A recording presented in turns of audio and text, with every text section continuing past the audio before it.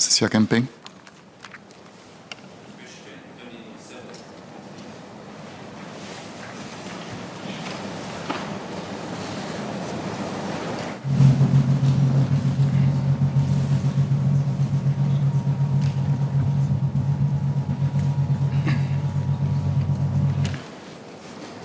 Mr. Speaker, sir, may I have your permission to take the next three questions, question 27 to 29 together, please? Yes, please.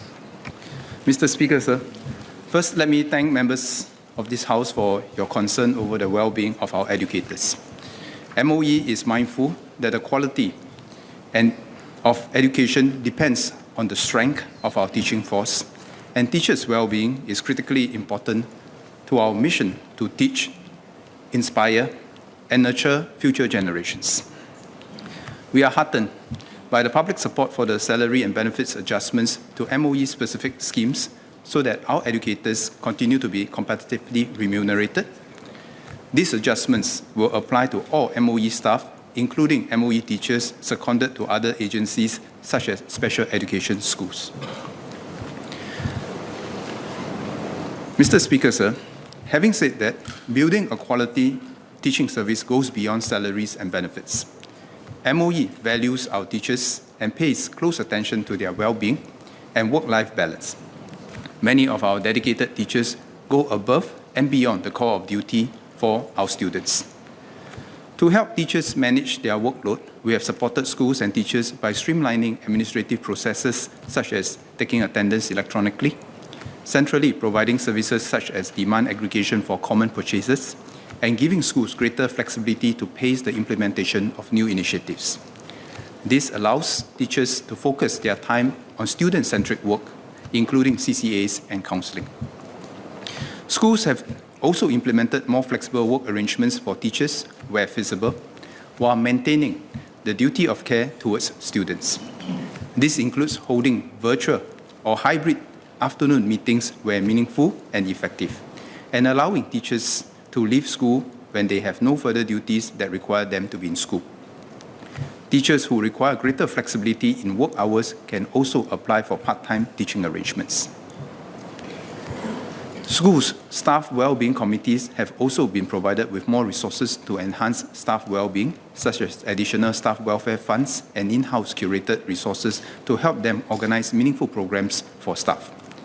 Teachers may also take part in well-being workshops, talks, and webinars, and access online resources to help learn about self-care and support for one another. Teachers are encouraged to share their concerns with their supervisors and school leaders, or with the superintendent overseeing their school. They can also tap on other channels for support, such as the school's wellness ambassadors, MOE's in-house professional counseling services, and the 24/7 whole-of-government counseling hotline. Beyond MOE and schools, our parents and other stakeholders can also play critical roles in supporting our teachers' well-being. For example, by respecting teachers' personal time and minimizing non-critical communications with teachers outside work hours, parents and the public can also work closely with teachers to establish positive partnerships and set appropriate expectations on teachers' responsibilities for our children's development. MOE will continue to work with school leaders and the public to keep workload manageable for our teachers and to support their well-being. This will ensure that teaching continues to be a meaningful and fulfilling career, and that we can continue to attract and retain good teachers to help mold the future of our nation. Mr. Camping. Thank the Minister for his answers. First, thank you very much, and we fully support what the Ministry has been doing.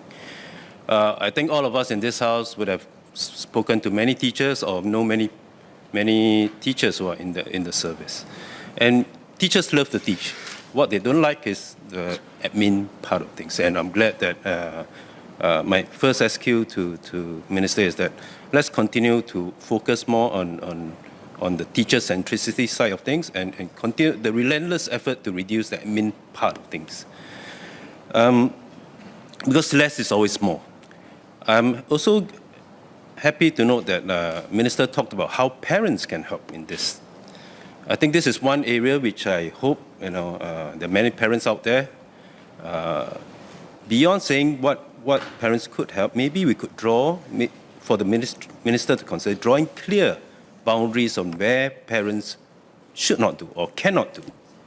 Because I think many teachers that I spoke to also say that one of the things which stresses them is what parents are either imposing on them, directly or indirectly.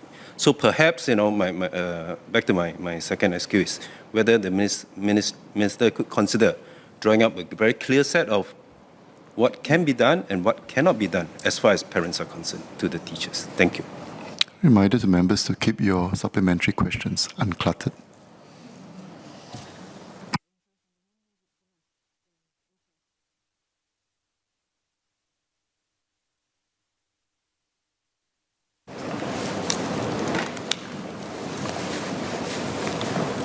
Mr. Speaker, sir, let me thank Mr. Seah Kian Peng for your comments. Indeed, on your first SQ, we will continue to do what we can to recruit more quality teachers for our education system. And we will also do what we can to recruit more allied educators to help our teachers in that, taking care of the school and the children. But let me maybe just put in context some of the progress that we have made. If we look at the PTR is a pupil to teachers ratio, not parents to teachers ratio, pupils to teachers ratio. In 2010, the PTR for primary school is about 19. In 2020, we are at about 15.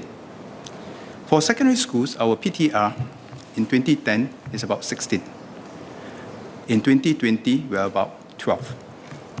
So we have made progress, and we hope to be able to continue to recruit good quality teachers to take care of our students. For the allied educators, in 2017, we were about 960. Today, 2021, we are about 1,003. So we do what we can to try to improve the numbers. And the second part is that we also want to streamline many of the processes that we have so that we don't take up this capacity. Because one of the challenges that we have now is that we have to reinvest the capacity in helping our teachers themselves grow and learn so that they can bring on board with them new experiences, new perspective to enrich the teaching of our students. At the same time, as suggested by Mr. Seah Kian Peng, we have also higher needs students, higher needs families. We have special needs children that we want to take better care of. And we also need to manage the social-emotional development of many more children and families. So these are places whereby we need to reinvest the capacity. On your second supplementary questions about the rules for parents, if you like, the do's and don'ts. Yes, indeed, MOE have a set of rules and guidelines for all our schools, and we communicate these rules to the public and our parents. And we hope that the parents will also work with the schools to bring this about. If I may say so, I would like to put in context that not all parents are difficult. We certainly have our fair share of them, but perhaps one difficult parent can take up a substantial amount of time from the teachers, which then makes it unfair for the teachers to take care of the rest. But just to pay tribute to some of the parents and parent support groups who have done well in this, I think we have many examples of this, where parent support groups, and I have met them recently, who have come forward to help the teachers and the schools to manage many of these things, from curriculum to how to role model the positive relationship between parents and teachers. So, for example, Admiralty Secondary Schools, Crest Secondary School, Fuhua Primary School, they all have very strong parents support group who work with the parents to, work with the teachers to bring about a better outcome in our schools. At the same time, we also have many schools with very strong alumni groups who have also contributed much to the school to alleviate the load on the teachers as well. But having said that, it is true that there are some parents who may not abide by some of these code of conduct that we have mentioned. For example, some of these negative examples would be going after the teachers for the slightest of issues which require the teachers to spend an inordinate amount of time to try to answer those questions. I mean, once I met her principal, and she told me that she has to deploy her teachers on corridor duties. I was like, what's corridor duties? She says, I understand canteen duties, but I was a bit intrigued by corridor duties. And she said that, well, just in case the child fall down, and the parents want to know what happened. So we must be around to see. Otherwise, the parents might be quite upset. So I think we need to have a shared expectations of what we expect from our teachers and what we should not expect our teachers to do. And perhaps in the larger scheme of things, I think sometimes it's useful for us to take a step back and ask ourselves, what is the kind of environment we want in the schools in order for us to bring up our children who are independent, resilient, and creative. And sometimes if we overdo things by removing all uncertainties and difficulties, untidiness from the child's life, it may not be the best way for us to bring up our children. On the other hand, when a child encounters a difficulty, and if we as parents prematurely step in too often, it may also deprive our children of the ability to deal with some of these difficult situations, including working in teams for project works. So I think we take Mr. Seah Kian Peng's points very seriously because such clear expectations on the roles of the teachers are very important for that healthy relationship between parents and teachers, and at the same time for our teachers to manage their time well. Thank you. Dennis Tan.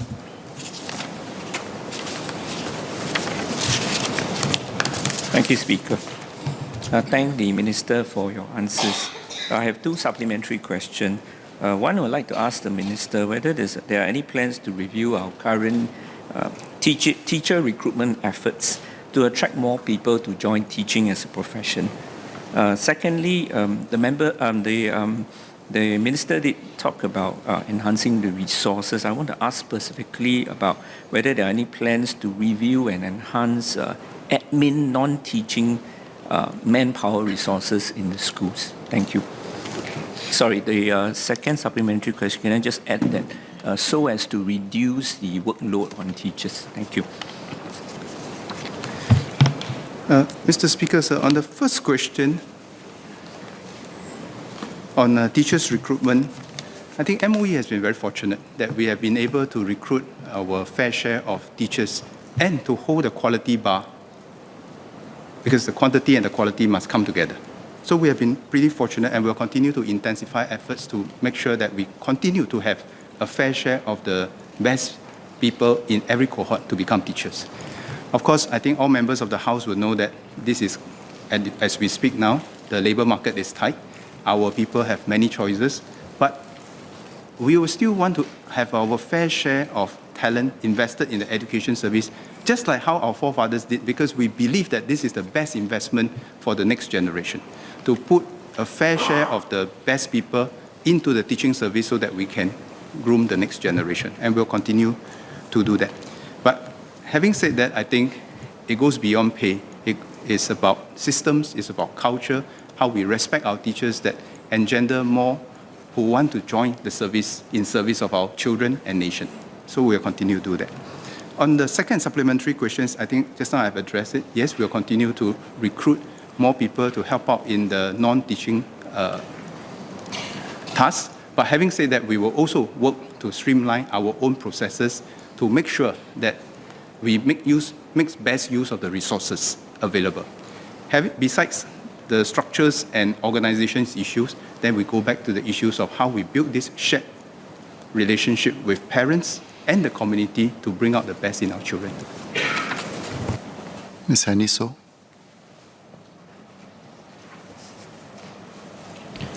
Thank Thank you, Minister, for sharing the examples of efforts to ease the workloads of our MOE teachers, as well as to address their mental well-being. My SQ pertains to seeking Minister to share more whether such benefits, and in fact more of such benefits will also apply to the MOE seconded teachers in special education schools.